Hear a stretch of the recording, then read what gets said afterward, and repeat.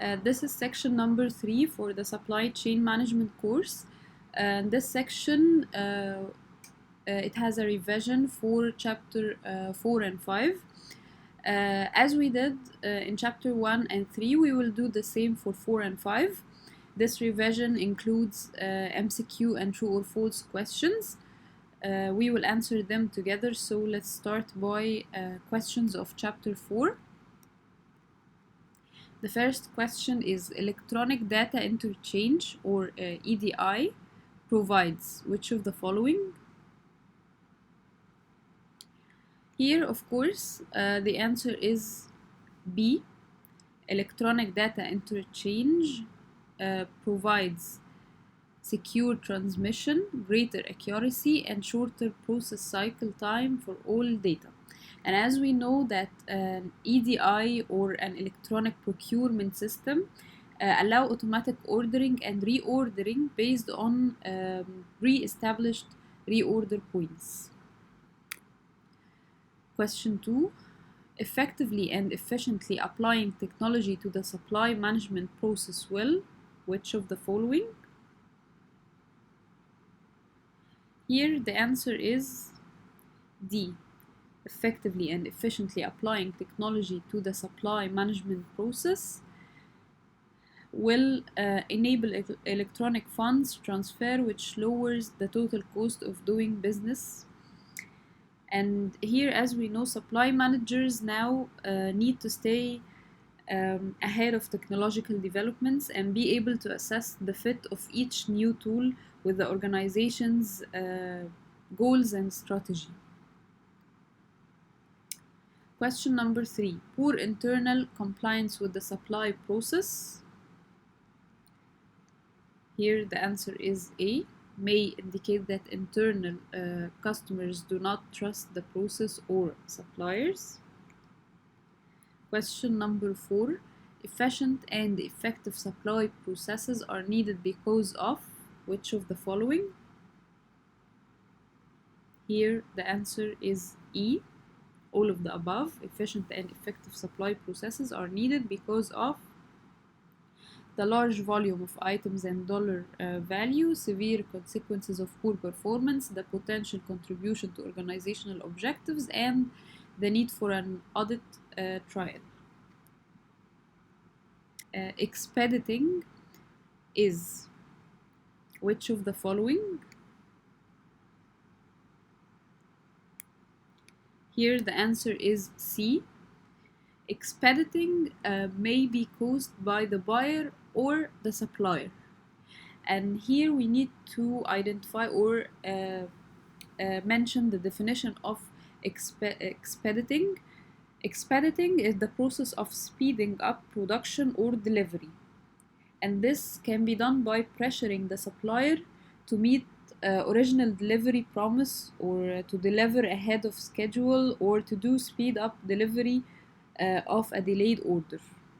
So here the answer is C. It can be caused by the buyer and by the supplier, both of them. Okay. So for question number 6, one purpose of a requisition is. Here the answer is B. To clarify the description of need before communicating with potential suppliers. And here again we need to identify or mention the definition of a requisition. And the definition of a requisition is it's mainly a document used to communicate needs internally between users, specifiers, and supply management according to established internal controls. Information flows, which of the following? Here the answer is C. Information flows between and among supply and other internal functions and external sources. Question number 8. The payment process. Which of the following? Here the answer is D. The payment process and the supply process should be aligned in policy and practice. Question number 9. The greatest opportunity to affect value in the purchasing process is when? Which of the following? Here the answer is A. The greatest opportunity to affect value in the purchasing process is when needs are recognized and described. And this means, which means products or service conception and design. We need to know also that the supply manager and supplier can contribute more in these steps than later in the acquisition process.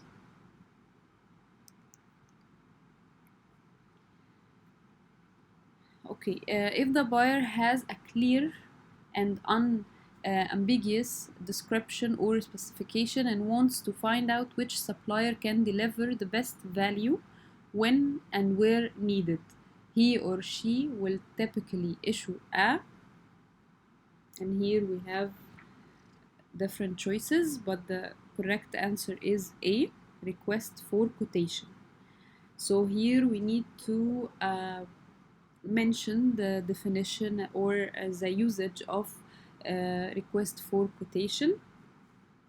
Request for quotation is a standard requisition form that includes a list of potential suppliers. It's prepared, checked, signed, and transmitted electronically or mailed to potential suppliers. So what about the request for proposal? The other choices we have, the request for proposal, the request for information, and request for bid. These are the ones we need to know for now. So the request for proposal, it includes a detailed description of the requirement and invites bidders to use their expertise to develop and propose one or more solutions. Actually, the request for proposal is used for more complex requirements in which price is only one of several key decision factors. As for the request for information, it's issued to gather information about potential suppliers, products, and services. And finally, as for the request for bid, it's used in a competitive bid process with or without the opportunity to negotiate after a bid receipt. This is the difference between them, and here the answer is request for quotation. Okay. True or false? An extranet is an intranet that can be accessed by authorized internal users only, enabling employees to collaborate securely across functional boundaries.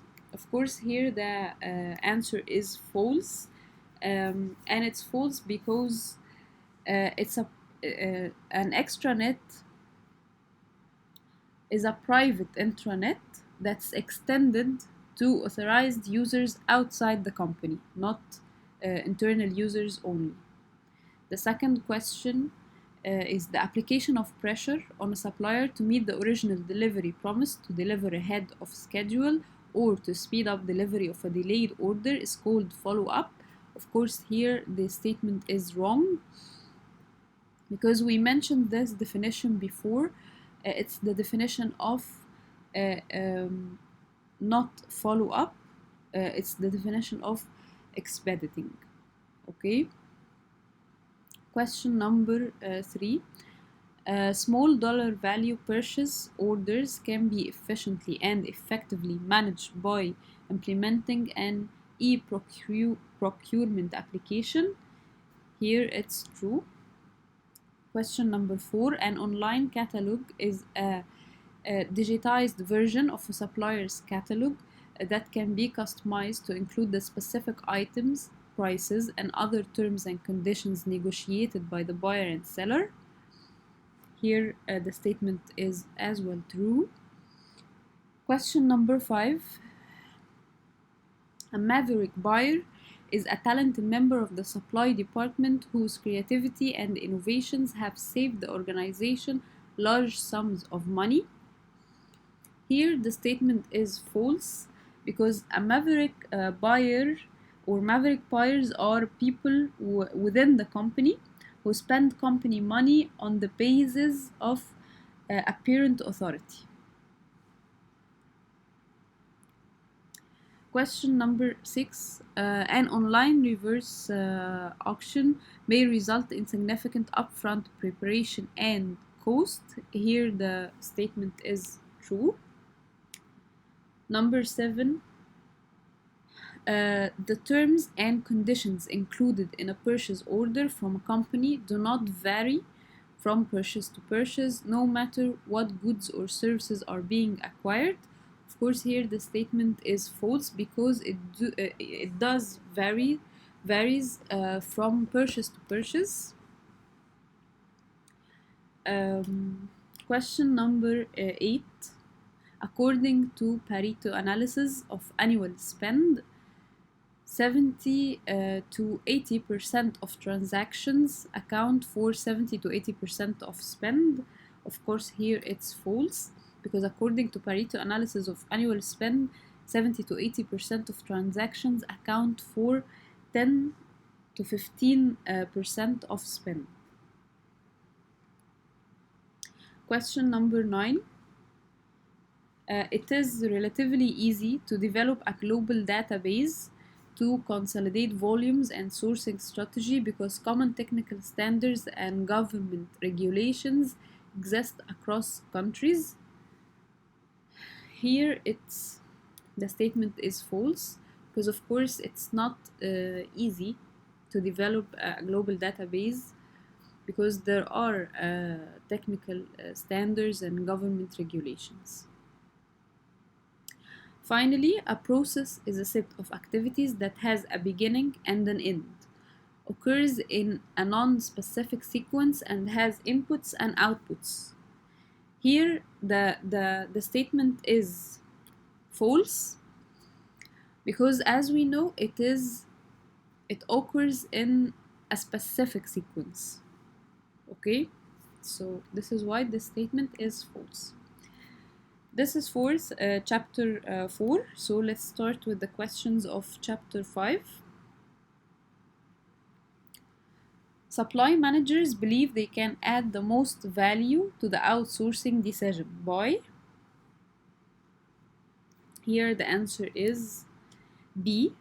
Supply managers believe they can add the most value to the outsourcing decision by providing a comprehensive competitive process, and we will mention later what else they can add the most value or how they can add the most value to the outsourcing decision.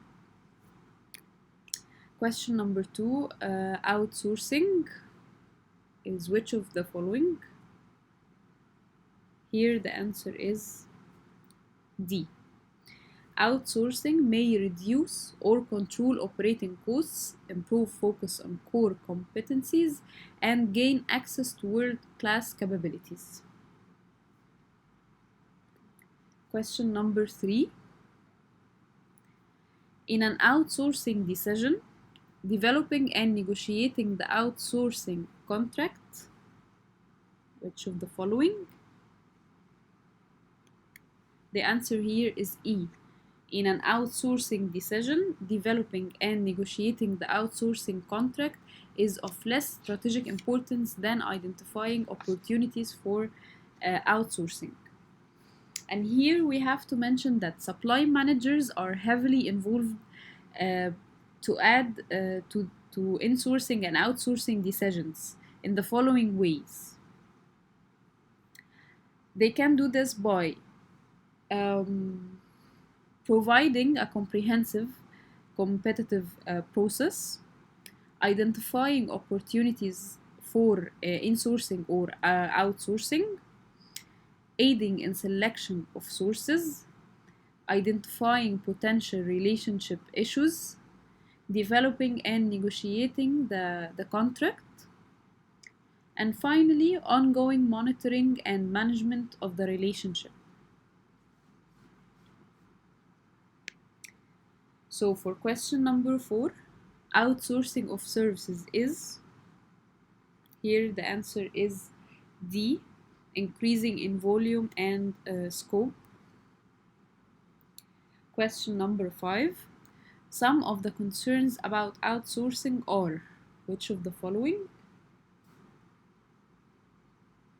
Here the answer is A. Layoffs, exposure to suppliers risk, and loss of control. Also, we can add to these concerns, we can add a number of concerns such as unexpected fees or extra use charges, difficulty in qualifying economics, supply restraints, attention required by senior management, possibility of being tied to obsolete technology, and concerns with long-term flexibility and meeting changing business requirements. All those are concerns about outsourcing. Question number 6. When a team has decided that a task or function currently performed by company employees is a core competency, the team will probably recommend. Of course, the answer is D, because as we know, a core competency of an organization can create the competitive advantage for the organization. So it has to be in-house made. Okay, so the answer is D. Question number 7. Deciding what represents a core competency in an organization is which of the following? Here the answer is B. Deciding what represents a core competency in an organization is often a fairly complex decision and a function of many factors. For question number 8, the decision to make or buy a good or service is which of the following? Here the answer is A, a decision of strategic importance that deserves careful evaluation. Question number 9. A procurement outsourcing contract that covers approval workflow, material acquisition, purchase order, expediting, material and invoice receipt, invoice payment, financial performance, compliance management, policies and procedures, and performance and results reporting is called. Here, of course, the answer is A, procure to pay. And here we need to know the difference between procure to pay, source to contract, and source to pay. Okay, there are 3 types of procurement outsourcing contracts. The first one is procure to pay, P2P. The second one is source to contract, which is S2C. And the third one is source to pay, which is S2P. Okay. As for the P2P contracts, they cover the procurement activities of day-to-day purchasing, also performance management, and finally accounts payable. As for the S2C, it includes spend data management, strategic sourcing, supplier management, and demand management.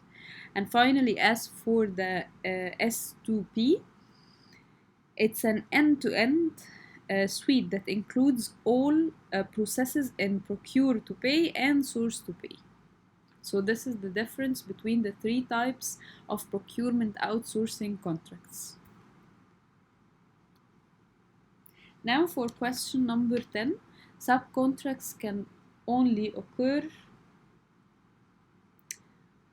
which of the following? The answer here is C. If their subcontracts can only occur if there is a prime contractor bidding out part of a job. Now for true and false questions. Some of the reasons an organization may decide to make rather than buy are greater supply assurance, stringent quality requirements, and very small quantity requirements. Of course, here the answer is true. Question number 2. Some of the reasons an organization may decide to buy rather than make are greater supply assurance, stringent quality requirements, and very small quantity requirements. Of course, here the statement is false. It's vice versa, or as we can say that some of the reasons an organization may decide to make rather than buy. It's just as like the statement the number 1, statement number 1. It is just to make you read the statement carefully, because as you can see, the incorrect part can be very tricky. Question number 3. A recent North American trend is to perform in-house a number of services that were traditionally outsourced. Here the answer is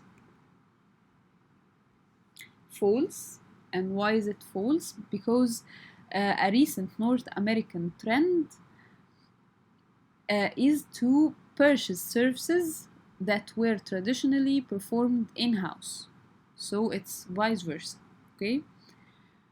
Question number 4. Subcontracts are useful when the work is difficult to define, has a long time horizon, and is relatively expensive. Here the statement is true. Question number 5. Insourcing and outsourcing occur when a company reverses previous maker or buy decisions. Here the statement is true as well. Question number 6. Currently, managements tend toward making rather than buying.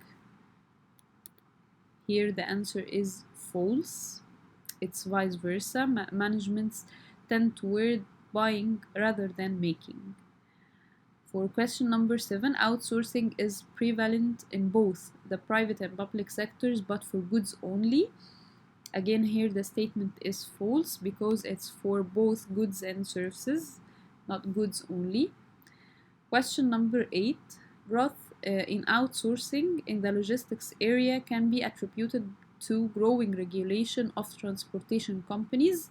Again, here the statement is false, because growth in outsourcing in the logistics area can be attributed to deregulation of transportation. Okay. Statement number 9. The increase in outsourcing has resulted in an increase in the percentage of revenue paid out to suppliers. Here the statement is true. And as for the final question, it is possible for some activities in a function to be core competencies that are made or insourced, and for some activities in the same function to be non-core and bought or outsourced. Here this statement is true. So this was the revision for both chapter 4 and chapter 5. I hope it was beneficial for you. If you have any questions, you can contact me. Thank you so much.